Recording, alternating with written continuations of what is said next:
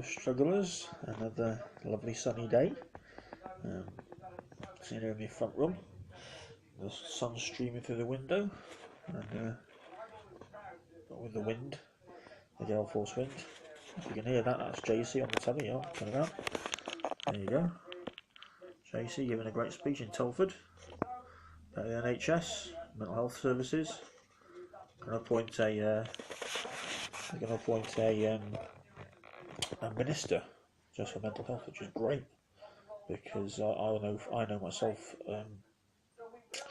from my time as a advisor with the local CAB that the mental health issues, underlying issues, are absolutely huge, and of course they're mostly hidden away because a lot of people hide themselves away because they feel they have to, or they're struggling so much. And I think probably most people deal with mental health issues during their lifetime. It's not a sort of thing that should have a stigma attached at all. And I've met so many people, again, from my work with the CAB and obviously family members, myself actually, who've gone through stress, depression. If you're on the dole like me, you've certainly gone through depression and stress, and it has an effect. Lots of people who are housebound because they just can't get out. Agoraphobia seems to be a huge issue. So many people that suffer from agoraphobia, which seems to be, I'm not medically trained, but seems always to be sort of go hand in hand, or quite often with severe depression, long-term depression. And I think Jeremy Corbyn is recognised that, and is certainly one of the few leaders that talks about it and the huge issue it's become for many, many, many families and people. So that's great. A Minister for Mental Health specifically, that's fantastic. But anyway, I'm here to talk about a bit of might seem like a funny subject, but morality, or the role morality plays in life, and for me in my life, and in politics, and for Jeremy Corbyn, and the difference. I mean, that's the main difference, and I think for a lot of people actually, between what Jeremy Corbyn is offering. I'll turn that down a bit actually.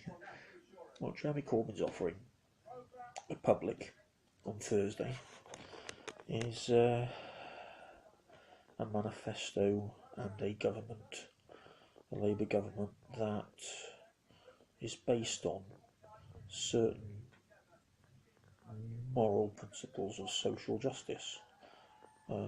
That's why you've got such completely seemingly different manifestos and stances, much more different than have been for many, many general elections. Probably for the past 40 years, to be honest with you. This is an old-fashioned battle between left and right, which is different, very different from what we've had for the past 40 years in general elections.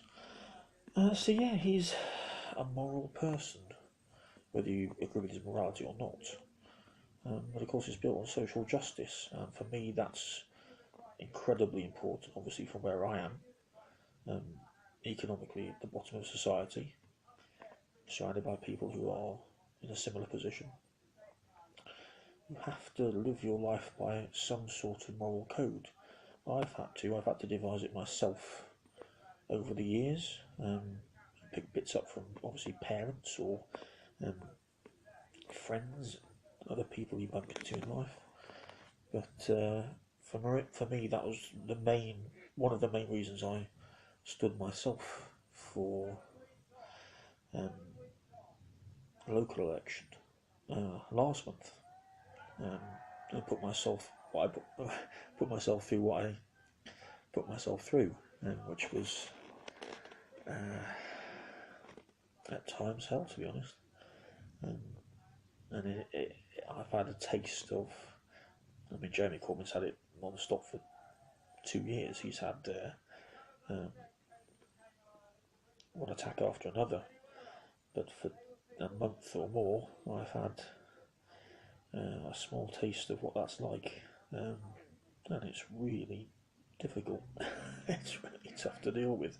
But if you don't have a morality or a specific moral code, it's almost impossible to deal with. I think this, excuse me, I think this is only an opinion, but I think this sort of belies perhaps why Theresa May is sort of seems to be folding day by day over the past few weeks, month, because they don't really have a similarly sort of strength of moral conviction that someone like Jeremy Corbyn does, and that is instilled in the manifesto for social justice particularly.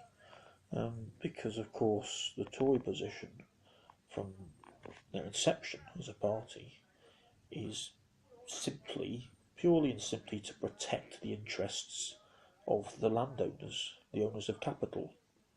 It is not to protect democracy or promote social justice. And that is not what the Tory party is there to do, or was set up to do. So I think this is why it's quite easy. If you get someone like Jeremy Corbyn who comes along and actually runs on a moral stance of social justice and the country working for the many, not the few, not just the richest 1%, and then you have the main opposition party or the party he's running against, such as the Tory party, is only there to look after the richest, really, and promote the richest money and the markets, really, the markets. They actually sort of rig the market slightly for the richest. We don't really have free markets. If we had completely free market economy, then you wouldn't have banks propped up by the government. And of course, you'd have failing banks that are left to fail. That's a different subject. I'm digressing. But I think that's why Labour have done so well. Not only because Jeremy Corbyn's a very good leader, normal people like him and don't buy the attacks and the just sheer nonsense about anti-Semitism and what else is there? Him being an IRA sleeper and all this kind of crap. Nobody buys it. Not normal people. Some angry people do. People who already don't like Labour and human rights. They don't like it. But it's this moral justice, this moral code that I think is what's I wouldn't say winning it because I don't know yet, but what's got us where we are. And I've just been remarking actually on with some of my friends on Messenger about how surreal, because Jeremy Corbyn is coming to where I am tomorrow. We're all going off to see him, which is great. Obviously, it's just a day before the election, which is brilliant. Seen him a few times in person. Can't wait for that. It's going to be heaving. I know that, absolutely heaving. So I hope we can get in there because the traffic's going to be pretty chocker, I think. I